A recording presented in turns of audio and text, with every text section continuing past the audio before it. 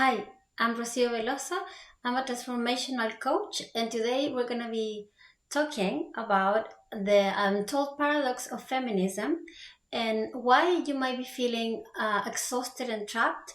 Even though you're a modern woman, you feel really independent within yourself, you're doing everything you can, you're doing your best, and you still feel exhausted. We're going to be talking in this video about how feminism might be letting you down without you even noticing. In the different ways in which you might be experiencing this as a woman is apart from feeling exhausted and feeling limited in your life, even though you felt like um, gender equality was going to deliver all of the promises, so you're feeling empowered, feeling more trusting in yourself and in your abilities to overcome any challenges and not depending on anyone, so you don't need to feel fragile and vulnerable, even though it might be delivering and you might be acquiring that independence that you wanted so much. And how the reasons why women have been fighting for gender equality for generations and to have access to um, well-deserved rights and participation in the job market and different things, advantages that we all enjoy, you might still be feeling trapped, limited, and you might be attracting partners or suitable men or unsuitable men that actually wants to use you, either because they are too weak, they just want to depend on you, or they might be just being like macho players that either way they want to take advantage of you. So today we're going to be talking about why is this problem that you might be facing right now, even though when you might be having the expectation of feeling more free as a woman and enjoying all of the advantages of being a modern and independent woman, why is that you're not experiencing such a promise? Yeah, and so that's what we're going to be covering today in this video. I hope you enjoy it and it helps you in your journey. So there are different ways to understand feminism, and here in this video we're not going to cover all of the different meanings of feminism as political movement or as a philosophy, as a body of theory, or the different trends of feminism that there exist. I just want to refer today about feminism as a narrative or as a discourse of women's identity. Yeah, so a different body of different beliefs, values, stories, ways to relate to each other in which we are kind of passing on certain ideas about what it means to be a woman, and basically this type of narrative that we are now embodying as part of our identity as women, they give us a certain possibilities of being and like opens up possibilities of exploring who we are in one way, and also limits our ability to explore other ways of being a woman, yeah, or a woman. And here I'm going to refer to those restrictions and possibilities. So this first graph represents how the old patriarchal paradigm of being a woman has let us down, right? That we already are leaving behind us, for many of us, actually. This paradigm, or the old patriarchal paradigm, was offering us the possibility of finding value as being a woman in our ability to care for others. So our sense of identity was centered around their capacity as women to take care of others' needs, of our children, of our families, and in that way of providing care and look after others. Yeah. In this graph, then we have how this aspect of our identity as a woman was playing a role in terms of our happiness and enjoyment in life. Yeah. In the old paradigm, we have this trait of caring for others. We can think about it like organizing a continuum in which this ability to care for others in one extreme, on the green side of the graph, is links towards our ability to nurture others, and there's an aspect of that ability of nurturing others that actually can give us and provide us enough for generations, providing a lot of enjoyment for women in our ability to develop deep connections and relationships and serve a really important role in society, in which are carrying having this nurturing ability and psychological capacity to enable others to flourish, to grow, and basically become the persons and the people that they are. Yeah, valuable member of society, someone that is able to connect with other people. All of those abilities, there's something that is very, we as women, in terms of this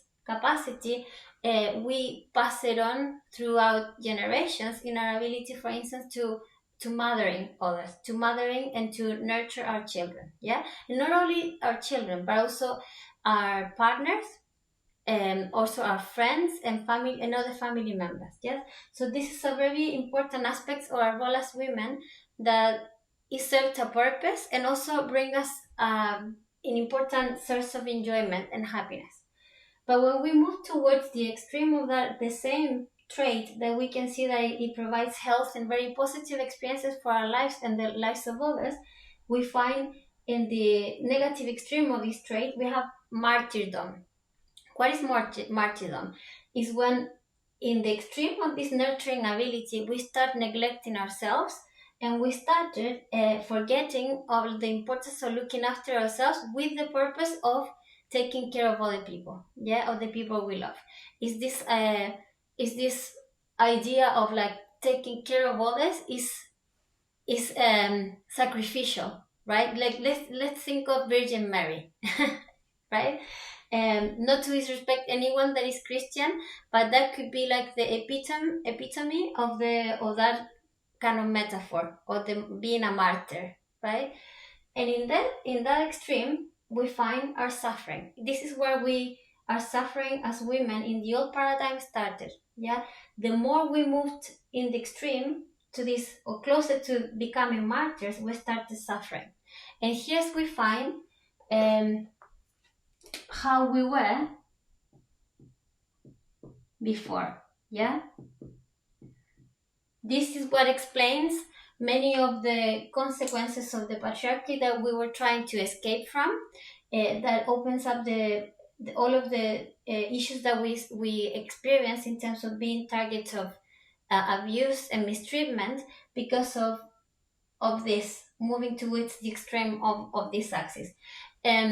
As a disclosure, I'm not saying that I'm not blaming women as we are the cause of this imbalance in the old patriarchal paradigm. Yeah, we're not going to go into the complementary gender roles that women and men and the gender binary play these dynamics out. Yeah, I'm not saying that the whole blame and all the responsibility of this movement towards suffering is only on women's shoulders.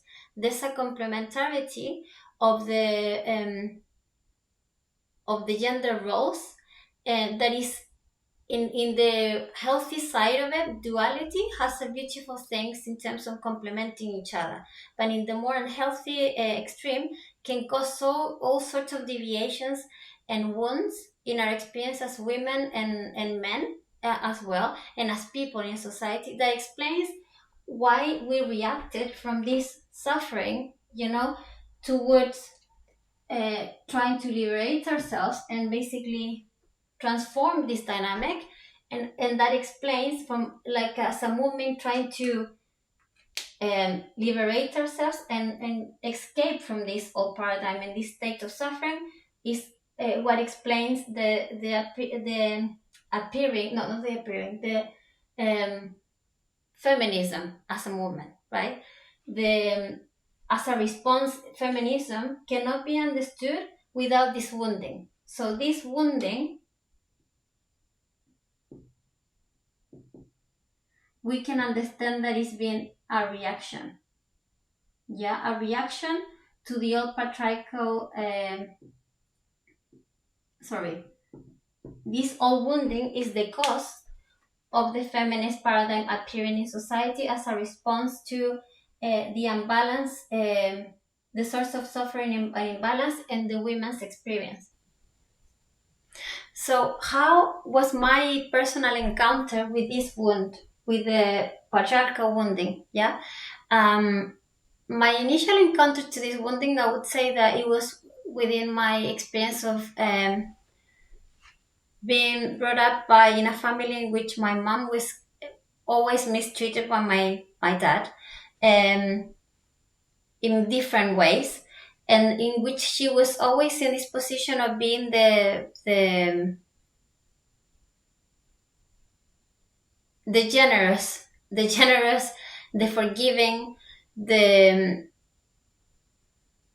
in which she was trying to do her best to taking care of all of us, but she was definitely not able to stand up for in her own 2 feet in terms of defending herself. And my father took advantage of that, weakness of my mom being in this martyrdom.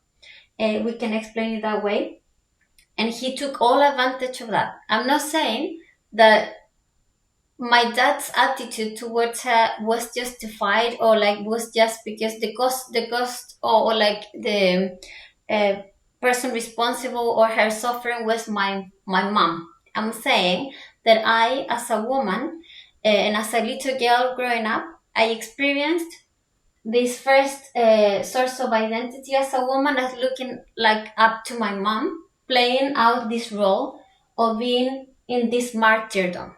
Yeah, my mom was trying her best to be a really good wife, a really good mom, and but I could just see her suffering, and she was definitely, I could think of like as a victim of abuse or mistreatment, and my dad was definitely playing out very toxic traits as a man, and I'm not justifying him in any way, and I'm not covering in this video like his attitudes and how toxic was his form of masculinity as well, as at the same time. Um, but I'm just referring in terms of the my first encounter with this paradigm was throughout my family, yeah. And the second moment in which I took consciousness of me being trapped in this old patriarchal paradigm is when I was studying a master degree after my studying psychology, and I remember sitting down in front of the laptop and trying to finish my dissertation to obtain and finalize this my studies, and thinking to myself, I already requested 2 extensions to finalize my thesis, and I just was sitting down in front of the screen and feeling that I was absolutely all of the ideas that I had in mind were worthless. I wasn't able to think of by myself. I could just hear the words of my father mistreating me, my siblings, my mother, and just couldn't find any sense of feeling myself worthwhile, or I didn't have anything to say. It's almost, the feeling was like almost I didn't have a voice, or my voice was worth nothing. And even though I had the similar level of like a similar uh, grades than my colleagues at the time, within that they were also part of this program of this postgrad, I usually in class, and the professors were also acknowledging my contributions as valuable. Um, Sometimes when I knew that my intellectual abilities were similar, um, I still felt I was still feeling excluded. I was feeling alienated. I was feeling like I couldn't speak the language that my man colleagues were speaking. Yeah, I couldn't speak the same type of language. It's almost like my vocabulary as a woman. It was a lot more personal, a lot more intimate. I wanted to talk about my inner experiences and include my emotions, but at the same time, I didn't have a space to talk about that in this very academic, very intellectual, very over masculine way of communicating. Yeah. And I remember that I just couldn't, I felt like I couldn't have anything worthwhile to say. And I closed the laptop, and with a lot of shame, I felt really ashamed, like I had such a strong experience in my stomach, in my whole body, feeling guilty, feeling ashamed, feeling like a failure. I wasn't going to be able to finish my thesis. And I had to talk to my professor and basically give up the program. And I had to write a letter in which I explained why I couldn't finish it. And I remember that wound, I carried that wound for years. that I couldn't finish that degree. And basically, I after that experience, I realized that there was something wrong. It was something wrong, a system and a way in which being a woman it was so undervalued. It was in which I felt that I didn't have a place to think by myself for and being exactly the way I was as a woman and being valued for who I was. Yeah. So this is how and why that this is my personal wounding, yeah, within the old patriarchal paradigm, and why and what was my personal motivation to become a feminist in the first place. How this was definitely a reaction, in my experience, to look for a different way of found my sense of of worth, my sense of identity as a woman, and when I started my journey as a feminist. In this second graph in here, we have this is the new feminist paradigm. We have the new feminist paradigm in a new way in which many of us found an opportunity to articulate and to find a different way to think of ourselves as women. Yeah. And to organize our sense of identity, to found it in a different source, in a different trait, in a different way of seeing and looking at ourselves. Not only by our ability to care for others, but in our ability to find value in intrinsic value in ourselves, right? In the way we were, and in our ability to self-care or to care for ourselves and to find this journey of self-empowerment. Yeah. And so in this graph we have is organized the sense of value or value as women is organized for our ability to develop self-empowerment. And in this graph we have how this journey of self-empowerment it crosses with our happiness as women within the feminist paradigm. Yeah. In this paradigm, we can think of self-empowerment in a continuum in our journey as feminists, right? In which we at the beginning of this journey of self-empowerment, we we started feeling able to rely on ourselves, of being self-reliant, yeah, and basically find a way in which we can stand in our 2 feet. We actually be able to stop depending on others, specifically men, to provide for us. And we find ways in which we can sort for our own resources, in which we can develop different abilities and capacities, in which we can actually find ways to we can exercise power, and also we feel entitled of requesting positions of power, right? This is part of also our journey in terms of the feminist movement, acquiring positions of representation in positions of power for women, and we have all of that journey. And this is in the beginning of the journey of self-empowerment. Then we have self-reliance, and at the opposite extreme of this, yeah, we have the dangerous extreme, yeah, in which we go into the extreme of this same trait or the same access, and we encounter individualism. Yeah. So if you think of yourself in your happiness, you will find in this graph, and the first half of the graph, you are here within our ability to take care of ourselves and being independent and feeling that we're no longer going to be subject of abuse due to neglecting our own needs. So that way we know that we can have the foundations of what we need, and we can provide it for ourselves. That's self-reliance, right? But if we continue in this paradigm of on this trait of self-empowerment to the extreme, we find that trait becomes individualistic, right? We in this extreme will no longer want to rely on ourselves in terms of looking after our for what we need, but we also find at the extreme we found the idea that we don't need anyone else to take care of ourselves, right? And in this extreme is that where we started finding the sources of suffering, for us now. So this is women, or many of us women now, yeah? And this causes, or is causing us a new suffering. And if you think about it, this is also a new source of wounding, yeah? And in one way, if you think about it, you see that feminism is a reaction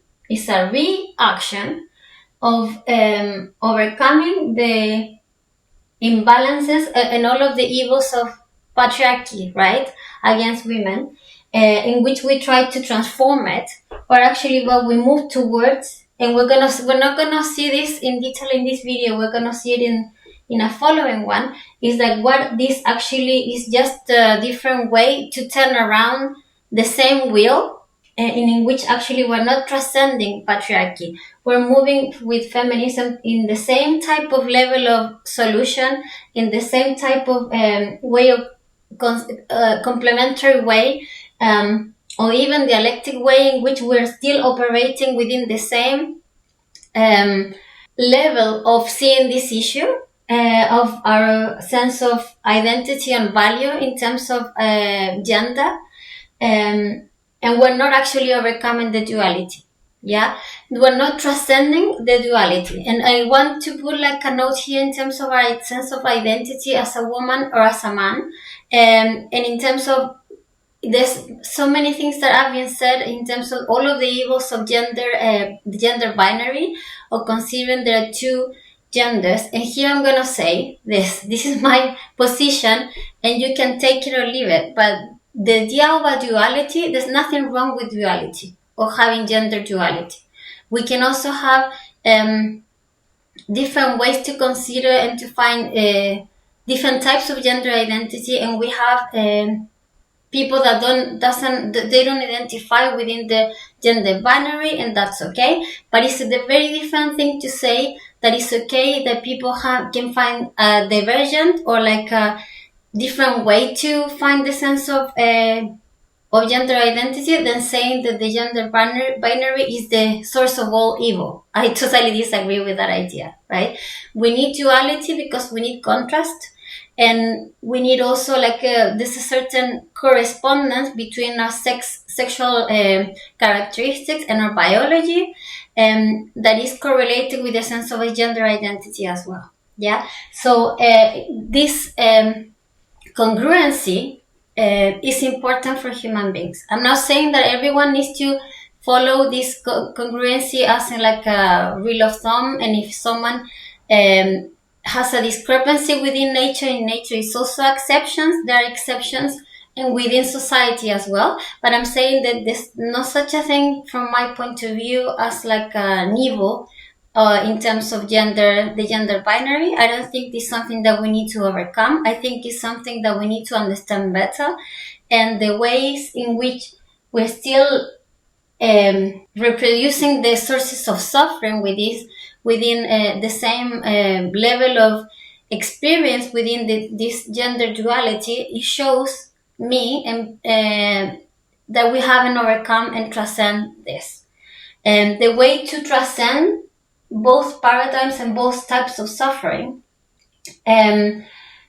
is not by trying to reject one and replacing by the other, and then this one here at some point we're gonna find ourselves coming like a pendular, like this, and then over again like that. You know, this pendular movement in which we're gonna find ourselves, and we can even predict what could happen in a few generations, right?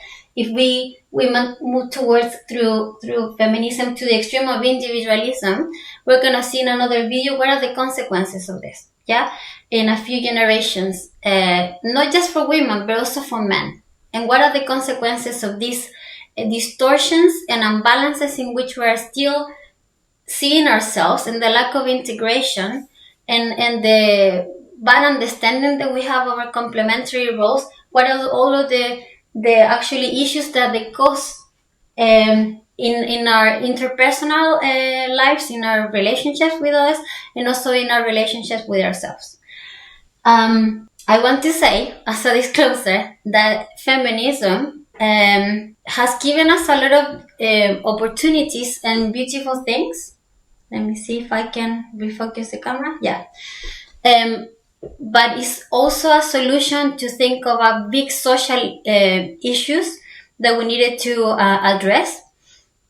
But when you apply the certain theories and big bodies of thinking into like the particular experience of our human being as in intimate relationships and the experience of the subjective experience of a human being, and you're applying the same logics to a person's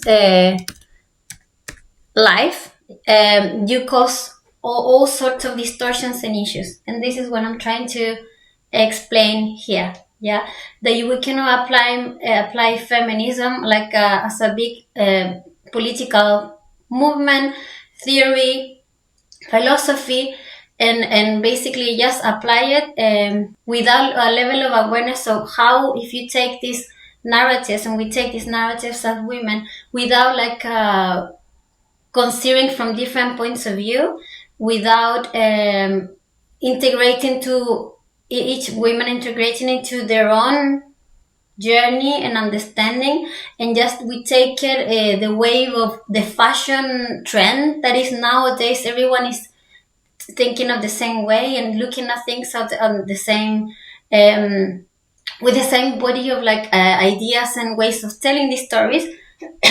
We can find ourselves really trapped by these big bodies of ideas and theories. Yeah. So this is for me, is the idea for me sharing this content with you folks is just to give you a chance of like thinking by yourselves critically about what this old paradigm or the patriarchal paradigm offers you as a woman in parts in terms of your identity, your sense of happiness in your life, and what the new feminist paradigm is offering you and what is not offering you. Yeah, what are the actual risks and extra challenges that you might be encountering because of believing and applying like a big body of theory, like without more consideration into your own subjectivity and your own experience as a woman. There's a lot of things that feminism solves, and and it's a really beautiful body of theories that I enjoy very much studying. But at the same time, we cannot just apply it mindlessly without discernment and consideration and passing through a different aspects of our experience as a woman, including our intuition, including our rationality as women as well, and finding your own voice. So for me, this is a call to action. I suppose it's like find your own voice, find your own way. Okay. And let's find ways to transcend either of these narratives. Yeah. And find new personal ways to understand your own journey as a woman. Yeah. And that it can be more fulfilling and happier for everyone, not just for you, but also for men and for all the different people in society. Yeah. So, what else I want to say? In this other graph that is in here, let me see if I can do this again to recenter the camera. Yeah. So in this graph here, I just want to show this basically. If we are in either of these extremes of this here, sorry for my terrible, handwriting. There, yeah. We have the patriarchal, if we're in the extremes of each one of these paradigms, either on the patriarchal martyrdom or the feminist individualism. Sorry guys, I don't know how to be. You're basically in each one of these. If you're in each one of these extremes, you're gonna find that your relationships are gonna start becoming more unfulfilling. Yeah, because this causes all sorts of distortions in your relationship to other people. Yeah, and into your relationship with yourself. I'm not going to explain in this video what are those consequences in terms of your life and how these different narratives create different type of sufferings that very specific in your experience and the experience of many of us as women, due to because each one of these narratives of being a woman the old patriarchal paradigm and the new feminist paradigm are attached to a certain set of beliefs, a certain set of values, a certain set of behaviors, and a certain set of possibilities of attracting or nurturing different relationships in our lives. And our relationship also with partners, yeah, with men specifically, in this sense. And basically, yeah, just being in this extreme of this either of these narratives, you're gonna find that it's gonna increase your suffering because your relationships are gonna become more unfulfilling. Yeah. And in this other second graph in here, you're gonna see that when we think of our happiness as women, sorry, I don't know how to do this. Yeah, there. Okay, considering our happiness as women, when we think of like the aspects of each one of these paradigms, the patriarchal one and the feminist paradigm as well, and in terms of our ability to care for others in the old paradigm, and in our ability to care of ourselves and be in our power, right, as women, when they come together and closer together, we have certain type of experience, yeah, as women. When we start moving against those and we start neglecting one of those aspects of our experience of being a woman and a sense of identity, we start feeling and finding that life gets very hard. It gets very hard for a woman when it starts just caring for others and neglecting all of the sense of self-care. And you're gonna find as well that if you just are centered on your self-care and your self-empowerment, and you become very individualistic and you neglect caring for others, you're also gonna find that your life is gonna become very hard. Why? Because, let me recenter this. Yeah, come out of that mode. Because you're not gonna be able to ask for help. Yeah, you're gonna experience in here basically, in which many of us women and feminists find ourselves nowadays, like we have a lot on our shoulders. Yeah. And even though you're full of talents and your career might be being better, you might find yourself feeling exhausted. Yeah. My encounter with this, when like I felt that like feminism let me down, I remember, or was letting me down. I remember one day coming up the stairs a couple of years ago after I split up with my ex partner and father of my son, and living independently in the UK. I have a full time job. I'm a mom as well. And I was doing everything I needed to be doing. I was trying my best with my career, performing well as a professional, and being the best mom I could, being independent, and all of these things that we wanted to acquire, right? To feel able to deal with my own financial stability, not asking for money from anyone, and all of these type of things. I realized that it was just letting me drained and exhausted at the end of the day. Yeah, I felt like I couldn't ask for help from anyone.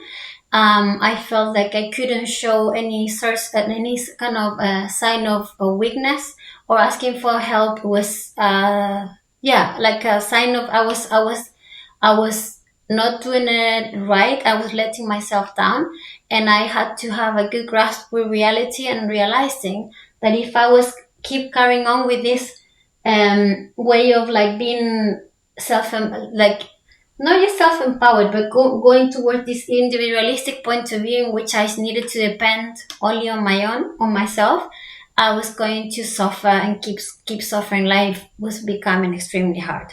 So in case that you're in that point in your life in which you're feeling exhausted, feeling that you don't trust in men, and that everyone that you encounter in terms of romantic interest is not fulfilling, and you might feel really hopeless at the moment and feeling that life is hard, that's the only way that it can be, I really encourage you to just stay tuned. I'm going to create a next video in which I'm going to be talking about the consequences of each one of these paradigms and how this explains why life is hard, and why you might be attracting a certain type of men as a romantic interest, and basically how we're going to be moving in this series of this about this topic, um, with different alternatives in which, with a particular model and framework in which I suggest that we can start moving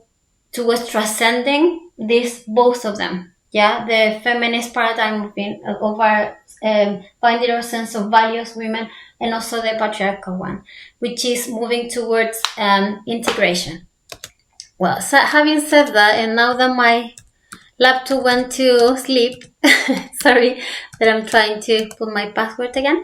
Yeah, I'm gonna say goodbye. I love you very much, folks. I hope that you have a lovely day and week, and see you in the next video. Bye.